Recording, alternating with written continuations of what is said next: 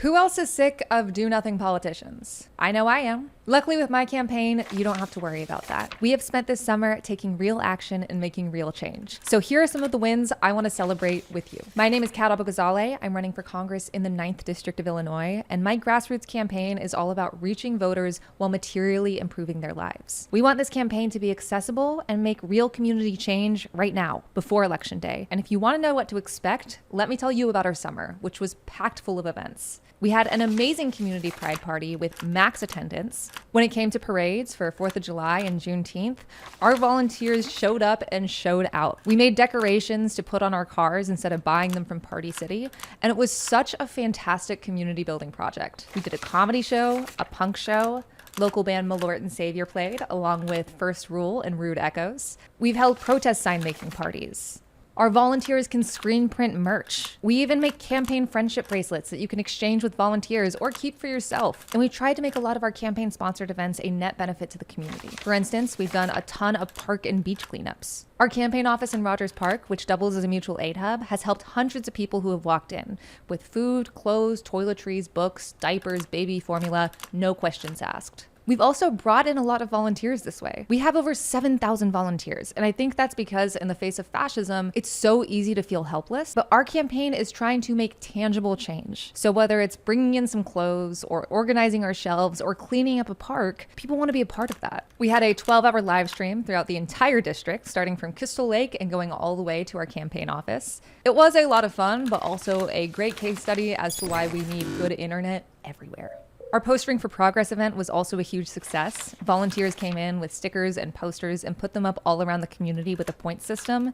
And the winner got a 3-course meal prepared for 5 friends by me. I made a Mexican dinner with carnitas, various salsas, and Mexican hot chocolate ice cream, and it was delicious. We launched Kayak, the Cat for Illinois Youth Advisory Council, which is really focused on getting young people into politics. We've already had dozens of people join, and their first event, which was a car wash and coat drive, collected over 80 coats for people who need them. Just this week, someone from a senior center came in to get 25 coats for seniors who can't afford them this winter. Our volunteers have also found really creative ways to help the community. Some of them are more fun, like creating a hopscotch themed after my cat that people would jump on the sidewalk. Others have been more practical. We have volunteers who 3D print hundreds of ice whistles, and we give them out for free for anyone who needs them.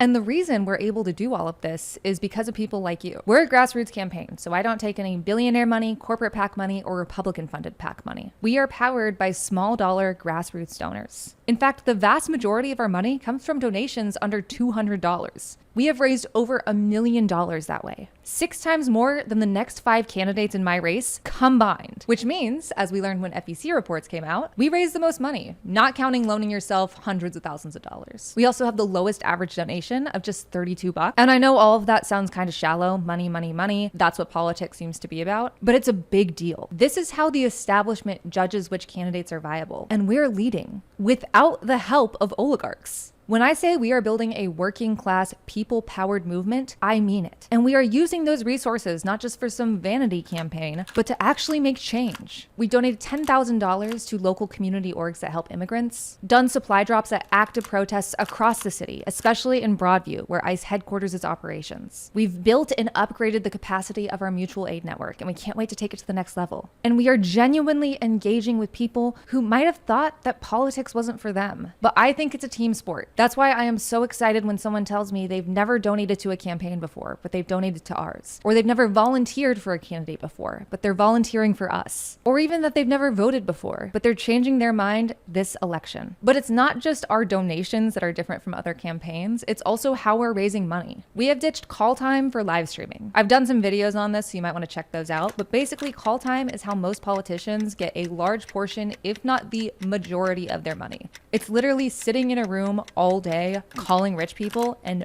begging them for dollars. This is how both elected officials and candidates spend at least 4 hours of their day every day. And the worst/best part is every candidate hates doing it. But when you ask why we have to do it this way, the answer is almost always, well, it's what you have to do. And that's not good enough for me. So we started live streaming instead. But we have outraised call time every single stream, not by dialing rich people, but by having fun, playing games, and talking like a real person. As I'm recording this, we have raised over $55,000 just from live streaming. I know that sounds like a brag because partially it is, but it's a bigger deal than you'd think. This gives grassroots candidates another avenue to raise money, to get in the mix, even when the establishment is set up for them to fail. But a campaign would be nothing without our volunteers, and our volunteers have been kicking ass. They have been gathering petition signatures, which is kind of an arcane part of the election process. Basically, you have to go around the district and ask people to sign a form to say that they would like to see you on the ballot come the primary. Because of our amazing volunteers, we have gathered our threshold for petition signatures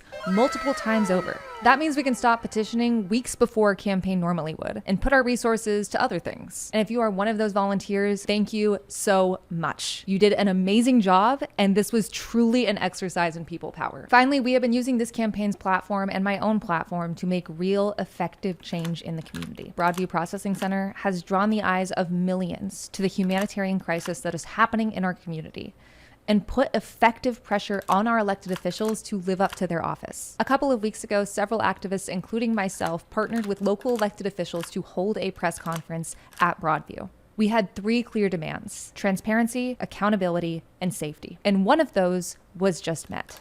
ICE erected an unlawful fence, which is not only a fire hazard, but puts the lives of protesters, press, and people trying to find their loved ones in active danger. Broadview tore that fence down. That happened because we all put pressure on our elected officials. We said enough is enough, follow the law, and stop endangering your constituents' lives. There is still so much work to do there and across the city, but thank you so much if you have supported us in the fight at Broadview. So what do all these wins mean for the campaign going forward? Well, it means we can do even more in the coming months. Your generosity has allowed us to grow our team, which means that we are able to have a larger capacity than ever before. Now that we're done with petitioning, the rubber meets the road for our in-district volunteers. We are holding a door-knocking training, so come by our campaign office at 7016 North Clark Street to get trained. And for folks wanting to get involved both in district and out of district, you can join our phone banking program. We'll be doing 2 training calls a week on Zoom, so you can join from anywhere in the country.